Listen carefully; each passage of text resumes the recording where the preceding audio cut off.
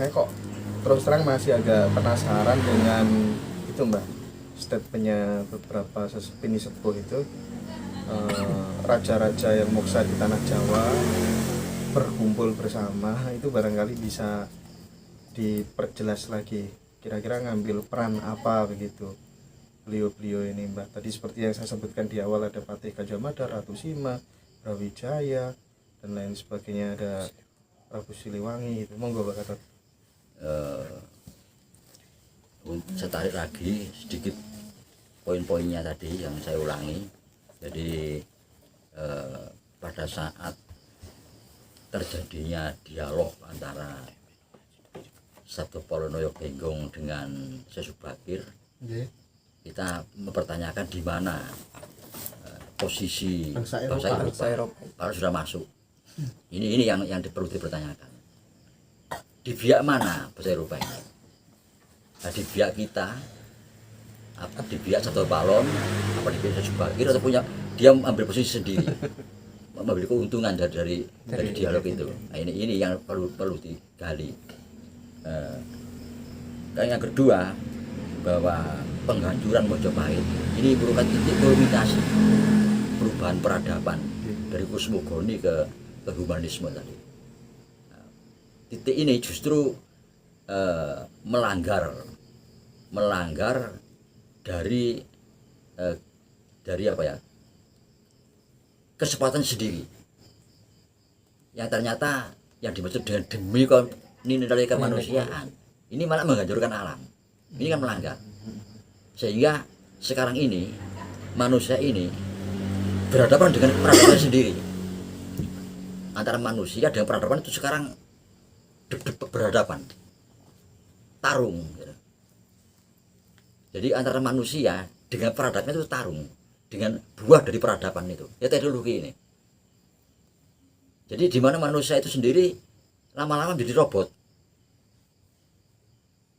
diganti, dan apa ya, aktivitas kegiatan kerja manusia diganti robot jadi manusia, kan begitu kan? Ini kan terjadi, sudah agak jauh nih berlangsungnya, di mana tugas manusia diganti oleh mesin, digantikan oleh mesin, oleh robot. Katakanlah pengertian robot ini secara luas ya, semua teknologi itu robot yang menggantikan pekerjaan manusia, tambah lama tambah nemen, sehingga dikhawatirkan bisa kelak manusia jadi robot jadi manusia. Ini kebingungan kita ini sebetulnya.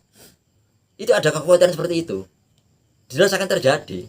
Manusia jadi robot jadi manusia. Akan terjadi. Dan sekarang pun kita sebagian kita robot, sebagian kita ini. Dan robot sebagian jadi manusia. Ini tidak kita sadari. Jadi tentang mesin apa saja, teknologi itu merubah, karena kita kebablasan, manusia menjadi robot menjadi manusia dan berhadapan sekarang. Pengertiannya manusia akan dihancurkan oleh peradabannya sendiri. Jadi manusia akan dihancurkan oleh peradabannya sendiri. Nah, yang kedua tadi yang saya sebutkan tentang sumpah tadi. Kita harus bersumpah dengan dasar Bhinneka Tunggal Ika. Ya, bersumpah namanya Sumpah Bhinneka Tunggal Ika. Karena selama kita merdeka, terus perpecahan itu tidak pernah berhenti. Dan perpecahan itu pasti dikendalikan di bahasa asing. Dan kita bahasa religius, dengan bersumpah kita akan mematuhi sumpah itu, karena kita bahasa religius, tidak berani melanggar sumpah itu. Nah, cuma sekarang ada enggak bahasa kita yang tidak berani bersumpah. Kekuatan sumpah untuk sekarang itu udah nggak ada ininya, Pak. Bagaimana supaya kuat kekuatan sumpah itu, ya. Cuma ada juga yang tidak berani untuk bersumpah Bhinneka Tunggal Ika. Ada kemudian tidak ada yang tidak berani, karena dia mau memecah belah, ingin memecah, sehingga tidak berani bersumpah.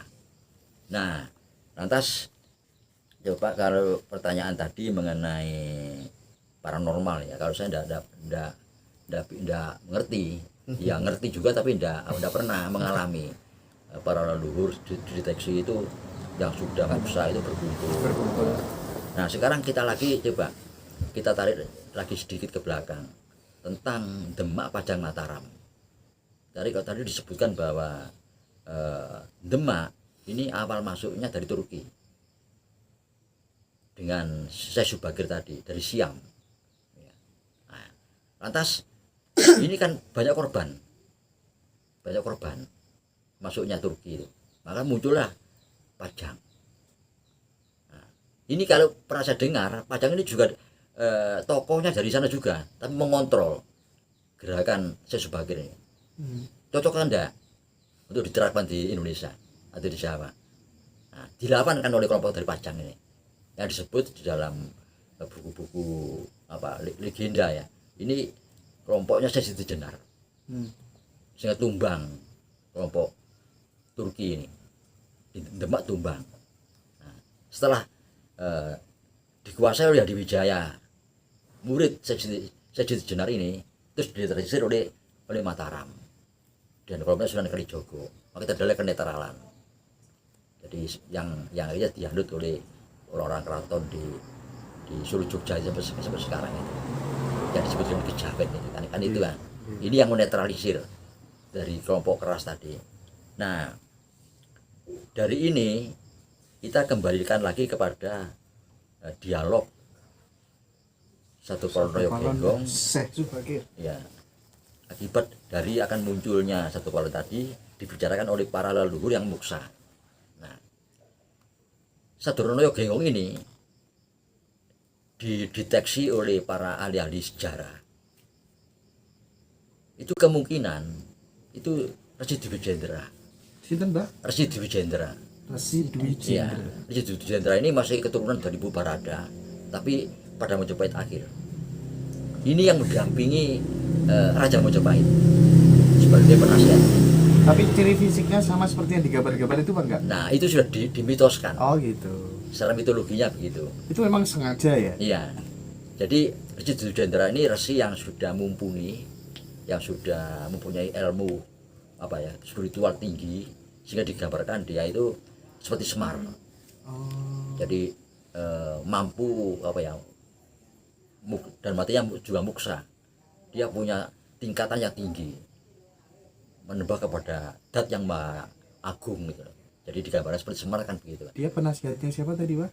Raja Majapahit yang akhir. Ini Dwi Jendra, Resi Dwi Jendra. Akhirnya Berarti usianya panjang dia, Pak? iya, enggak. Ya setelah dia gagal mempertahankan Raja Majapahit itu untuk tetap berideologi leluhur, Iya. dia akhirnya lari ke Bali. Nah, berdiam di Uluwatu. Nah, di situ dia mengajarkan ajaran Siwa Buddha. Dan ini kan di Bali kan banyak aliran. Iya, betul. Aliran Wisnu, aliran Krishna. Nah, dia alirnya Siwa Buddha. Ini gabungan antara Hindu Buddha. Ini di Uluwatu itu. Nah, ini kalau saya mengkaitkan Uluwatu dengan Dwi Jendra karena dia Sabdo Palon, ini saya kaitkan dengan Kedatuan Kawista. Nah, ternyata Kedatuan Kawista ini punya kelompok sendiri, kelompok Wisnu. Jadi aliran Wisnu. Iya. Padahal kalau kita amati Kedatuan Kawista ini, dari namanya Kawista. Kawista itu pohon kawisto itu ya. Pohon kawis. Kawista ini ya kan ada yang bisa dimakan enak itu. Nah, ini ibarat mojo tapi kecil. Kalau saya katakan persis mojo, rasanya sama antara mojo yang besar dengan Kawista ini. Nah, ini gambaran bahwa Mojopahit masih ada sampai sekarang, yang Bali itu. Nah, rupanya perjanjian Sabto Genggong ya di sini. Sisakan Bali. Makanya Bali bertahan. Karena memang dari UD tidak boleh menurut perjanjian. Ini. Nah, rupanya kenapa kok disisakan di Bali? Kelak kalau kembali lagi dari sini munculnya. Namanya juga gitu. Ya, kembali lagi, iya. Nah, disinilah timbul pengertian bahwa antara Bali, Jawa, Sunda, Madura. Iya, satu Iya. rangkaian. Ini akhirnya saling mengisi. Apakah Bali itu punya ajaran lahir dan batin? Apa cuma lahirnya saja? Apa Batin. berikut batinnya apa, batinnya di Jawa. Nah ini kan tidak tahu kita. Nah ini rupanya itu yang kalau ada para leluhur berdialog untuk menyambut apa lahirnya peradaban baru, ini yang mau didialogkan. Jadi kata-kata Dwijendra ini yang akhirnya dia muksa di Uluwatu, di apa Pura Uluwatu itu. Ini yang mengajarkan Siwa Buddha itu. Nah rupanya terus dari cerita panjang tadi, nah kita tarik lagi, kita ambil pada abad pertengahan, di mana perubahan titik kulminasi merubah doktrin kosmogoni menjadi humanisme ini, itu di dalamnya itu ada orang yang memanfaatkan. Nah, yang sering ya pernah saya ungkapkan tentang Freemason ini. Nah, ini berperan. Makanya tadi pertama saya ucapkan jauh-jauh moto siji. Nah, ini berhadapan antara Freemason dengan jauh-jauh moto siji ini. Sama, simbolnya sama, mata satu. Ini yang asik. Dan saya sebutkan juga bahwa Freemason ini berasal dari Jawa, kan begitu. Tapi sudah turun temurun menjadi orang sana, terus percampuran darah menjadi orang sana. Nah, di sini masih asli. Nah ini yang mungkin apa ya kaitannya di situ. Ada berdepannya kenapa, Mbak? Ya berebut bener. Itu sifat manusia sudah itu. Rebutan bener. Itu tidak akan bisa berhenti. Rebut benar itu. Tapi memang apa ya? Manusia sudah harus mengakui bahwa teknologi ini tidak boleh kebablasan. Sehingga dengan kebablasan mengeruk semua materi-materi yang memperkuat bumi ini dikeluarkan untuk kepentingan manusia. Alasannya demi kemanusiaan. Bumi tambah lemah, gunung mudah meletus, tsunami mudah terjadi karena buminya lemah. Diambil kekuatan bumi ini, seperti halnya kalau kita lihat tambang aja ya, tambang minyak bumi itu kalau di luar di permukaan bumi disumbat menyala, tapi di dalam bumi kan stabil kan, karena ada unsur penstabil. Kalau unsur stabil dirusak ya hancur, seperti itu. Nah, saya rasa demikian yang aduh, Pak, pertanyaan terakhir barangkali, Pak. Iya, monggo. Statementnya apa Menhan Malaysia, Pak, 2030 berdasarkan riset nama Indonesia akan berdiri menjadi 10 besar atau top 10 dunia. Pandangan Mbak Gatot bagaimana? Ya rupanya sama dengan kita dalam mengkajinya itu, menganalisa kapan tadi. Iya, jadi memang betul itu, betul. Cuma Indonesia ini di samping memang harus mempelopori kembalinya ke doktrin kosmogoni, juga apa sendiri. Kita pun tidak boleh keterlaluan mengeruk kekuatan bumi ini, memperlemah bumi. Itu tidak boleh keterlaluan. Sesuai dengan kebutuhan kita aja, kebutuhan pangan kita ini.